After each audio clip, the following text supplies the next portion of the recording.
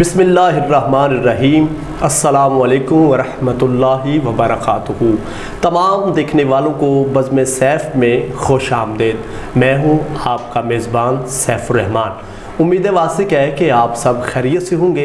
अल्लाह हम सब को अपने हिफ्ज़ व अमान में रखे। नाज़रीन, जैसा कि आपको मालूम है, किसी न किसी नए मौजू पर गुफ्तगू के लिए आपकी खिदमत में हाज़िर होते हैं। आज अल्हम्दुलिल्लाह कुर्बानी के मसाइल के हवाले से गुफ्तगू करेंगे, क्योंकि ईद उल अज़हा की आमद है। तो कुछ ऐसे अहबाब हैं जो कुर्बानी करना चाहते हैं, उनको ये नहीं पता कि कुर्बानी किस किस जानवर की लगती है और कुर्बानी की शराइत क्या है, मसाइल क्या हैं। इस हवाले से आज की गुफ्तगू होगी। हमारे दरमियान तशरीफ़ फरमा है ख़तीब दरबारी मस्जिद जो है, मरकज़ी मस्जिद हुज़ूर सुल्तानुल आरिफ़ीन सुल्तान बाहू रहमतुल्लाह अलैह, आपकी मरकज़ी मस्जिद के ख़तीब अल्हम्दुलिल्लाह हज़रत अल्लामा मौलाना मुफ्ती मोहम्मद मोहसिन शहज़ाद चिश्ती साहिब तशरीफ़ फरमा है। अस्सलामु अलैकुम वरहमतुल्लाह। वालेकुम अस्सलाम वरहमतुल्लाहि वबरकातुहू। क्या हाल है जी? ठीक है अल्हम्दुलिल्लाह। यकीनन काफ़ी प्रोग्राम किए हमने। 3 साल कबल भी एक प्रोग्राम किया कुर्बानी के मसाइल के हवाले से, तो यकीनन आपने जदीद मसाइल पर गुफ्तगू फरमाई, जिससे हमारे नाज़रीन को, देखने वालों को बहुत ही फ़ायदा मिला। तो आज भी कुछ हम लोग नए सवालात लेकर हाज़िर हैं, तो क्या कहेंगे इस हवाले से? जी साहब, सबसे पहले तो बहुत शुक्रिया बज़्म सैफ़ की पूरी टीम का कि जिन्होंने इस ज़िलहज के चाँद की आमद के साथ ही जो कुर्बानी के मसाइल के मौजू के लिए मुझे हुक्म दिया और आपने बर वक्त इसका इंतखाब किया। और मैं समझता हूँ कि हर गुज़रने वाले साल के साथ जिस तरह जदीद मसाइल आ रहे हैं, अगर इस सिलसिले को उलमा जो हैं उसकी नज़ाकत को बर वक्त अगर उसका इदराक करते हुए जवाबात दें, तो जो अहबाब हैं वो बजाय इसके कि गलत मसाइल की तशरीहात खुद कर लें, वो बर वक्त से ही मसाइल अवामुन्नास में पहुँच जाते हैं। और मैं समझता हूँ कि इसमें बज़्म सैफ़ का बड़ा वाफर हिस्सा है कि जो हर इस मौके पर अपना हिस्सा ज़रूर डालते हैं। बल्कि हम लोग, ये तो ईद उल अज़हा की आमद है, तो कुर्बानी के हवाले से तो कुछ ऐसे अहबाब हैं जिन्होंने काफ़ी सारे सवालात भेजे हैं, तो हम जल्द कोशिश करेंगे कि उन सवालों पर भी गुफ्तगू आपसे की जाए, ताकि जो लोगों के जहन में सवालात हैं जितना हो सके हम लोग क्लियर करें, इस पर काम करें। तो आइए सवालात की जानिब बढ़ते हैं कि सबसे पहले मैं सवाल करूंगा कि कुर्बानी है क्या? कुर्बानी है क्या और इसका शरई हुक्म क्या है? क्या फरमाएंगे इस हवाले से? वैसे तो कुर्बानी की बहुत सारी तारीफ़ात हैं, लेकिन जो किताबी तारीफ़ है वो ये है कि मखसूस अय्याम में मखसूस जानवरों का मखसूस वक्त में अल्लाह की बारगाह में कुर्ब हासिल करने के लिए ज़िबा करना, इसको कुर्बानी कहते हैं। सुभान अल्लाह। और इसका जो शरई हुक्म है वो हर साहिब निसाब मर्द व औरत बालिग पर वाजिब है। जी जी, ठीक हो गया। तो फ़जीलत के हवाले से, कुर्बानी की जो फ़जीलत है, इस हवाले से क्या फरमाएं? कुर्बानी की फ़जीलत के हवाले से बहुत सारी अहादीस जो हैं वो कुतुब अहादीस में मौजूद हैं।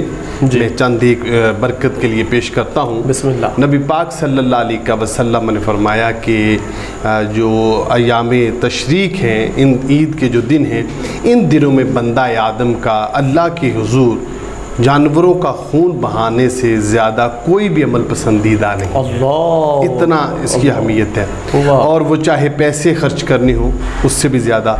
और दूसरा फरमाया कि ये जो कुर्बानी के जानवर हैं, इनका जो ज़मीन पे पहला कतरा खून का गिरता है, अल्लाह ताला उसी के साथ जो है कबूल फरमा लेता है। सुभान अल्लाह। और इसी में एक और हदीस शरीफ है कि नबी पाक सल्लल्लाहु अलैहि वसल्लम ने फरमाया, इन्हीं जानवरों को क़यामत वाले दिन अल्लाह ताला इनको इनकी गोश्त पोस हड्डियों के साथ उठाएगा। ठीक है। और ये जो है इनका जो अजर व सवाब है वो कुर्बानी करने वाले को अल्लाह ताला अता फरमाएगा। और नबी पाक सल्लल्लाहु अलैहि वसल्लम खुद अपनी हयात मुबारका में 2 कुर्बानियाँ किया करते थे, और आपने जनाब अली मुर्तज़ा रज़ी अल्लाह ताला अन्हु को भी इसी की वसीयत फरमाई कि एक अपनी तरफ से और एक मेरी तरफ से या उम्मत मरहूमा की तरफ से कुर्बानी दी जाए। ठीक हो गया। तो इसकी फ़जीलत एक ये भी है कि अगर जो शख्स अल्लाह की राह में कुर्बानी करता है تو اس کے دل میں جو ایک احسار کا جذبہ ہے اور سخاوت کا ایک جذبہ ہے اور اپنی ضرورت کے ہوتے ہوئے دوسروں کی مجبوریوں کو سمجھنے کا جذبہ جو ہے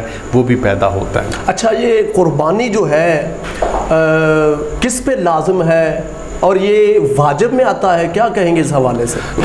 یہ قربانی کس پر لازم ہے، یہ ایک بہت بنیادی سوال ہے، ٹھیک ہے، اور اس کو اچھے طریقے سے سمجھ لینا چاہیے۔ قربانی ہر صاحب نصاب شخص پر جو ہے وہ واجب ہے، ٹھیک ہے، صاحب نصاب شخص پر، ہر وہ شخص جو صاحب نصاب ہے، مثلا صاحب نصاب سے مراد آپ یہ کر لیجئے کہ وہ شخص جس کے پاس کم از کم 52.5 تولے چاندی یا اس کی مارکیٹ ویلیو کے مطابق اس کے پاس قیمت ہو تو اس پر قربانی جو ہے وہ لازم آ جاتی ہے، ٹھیک ہے۔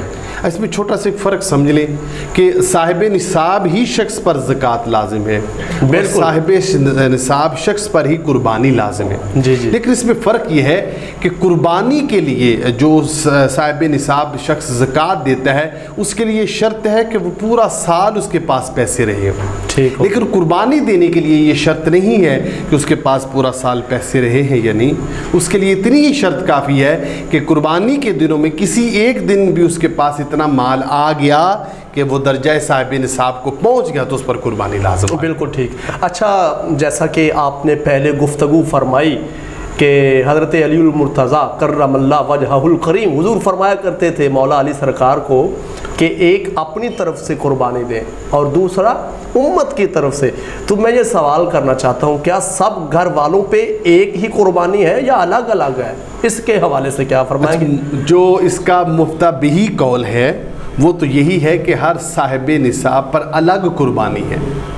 مثال کے طور پر گھر میں جو افراد ہیں، جو شوہر ہے وہ صاحب نصاب ہے تو اس پر الگ قربانی ہے، بیوی صاحب نصاب ہے تو اس پر الگ قربانی۔ ہمارے ہاں یہ اچھا، بیوی پر بھی ہر صاحب نصاب، ہر جس طرح نمازیں الگ الگ ہیں، روزے الگ الگ ہیں، اسی طرح قربانی کا حکم بھی الگ الگ ہے، ٹھیک ہے۔ خواتین کے پاس تو سونا ہوتا ہے، ان کے پاس تو اکثر یہ شرط پائی جاتی ہے، ٹھیک ہے۔ اب لیکن ہمارے عرب میں اس مسئلے کو اتنا زیادہ جو ہے وہ ہائی لائٹ نہیں کیا جاتا اور لوگ اس پہ فوکس بھی نہیں کرتے۔ سم ٹائم شوہر تو صاحب نصاب نہیں ہوتا، اس کے پاس اتنے پیسے نہیں ہوتے، لیکن بیوی کے پاس اتنے پیسے سونے کی مد میں ہوتے ہیں، اس پہ قربانی لازم ہے۔ تو اس لیے سب گھر والوں پر ایک قربانی نہیں بلکہ ہر فرد الگ الگ صاحب نصاب ہونے کے ساتھ ہی قربانی کی جو فرضیت میں شامل ہو جائے گا۔ ٹھیک ہو گیا۔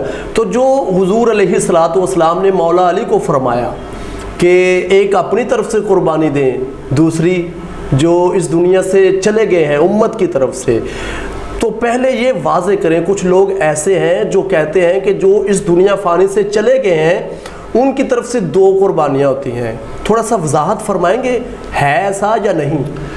بیسیکلی ایسا کوئی بھی جو حکم ہے وہ شرع میں مفتبہی اقوال کے ساتھ نہیں ہے، ٹھیک۔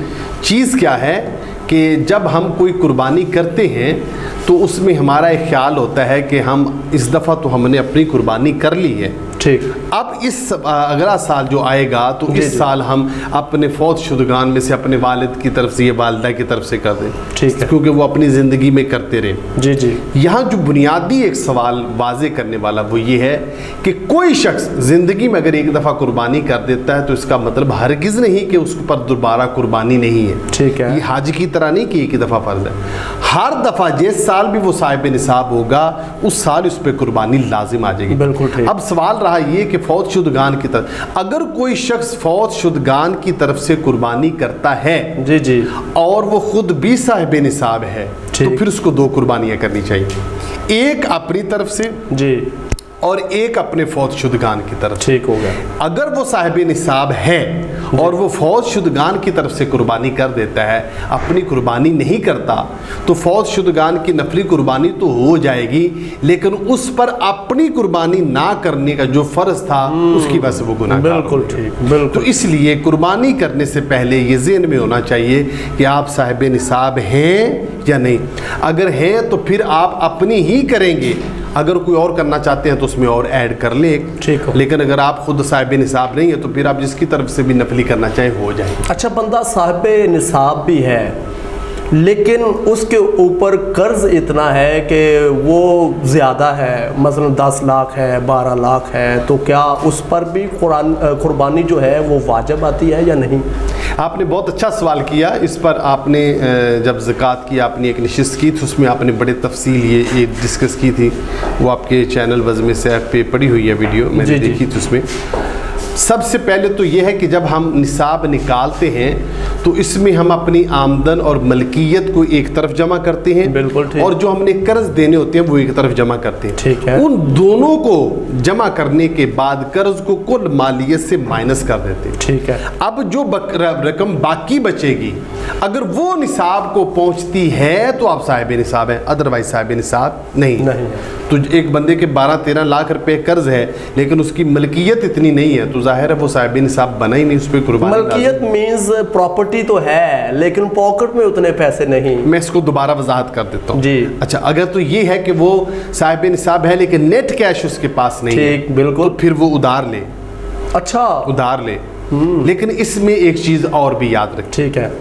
جو ہم کریڈٹ کارڈ کے ذریعے پیسے لیتے ہیں ان میں ہمیں ایک چیز مد نظر رکھنی چاہیے جی کہ اگر کسی شخص کے پاس نیٹ کیش نہیں ہے لیکن اس کے پاس کریڈٹ کارڈ ہے، ٹھیک، وہ کریڈٹ کارڈ کے ذریعے قربانی کا کوئی جانور خریدتا ہے تو اس سے قربانی لے کے قربانی کرنا جائز ہے، اس شرط کے ساتھ کہ اس کے پیسے مارک اپ کے ایڈ ہونے والی ٹائم پیریڈ سے پہلے پے کر دیں. جی جی. لیکن اگر وہ اس میں کرتا ہے تو قربانی تو بہرحال اس کی ہو گئی لیکن اس کی وجہ سے مارک اپ کی وجہ سے وہ الگ سے جو ہے وہ گناہگار ہوگا اور حرام کا مرتکب ہوگا.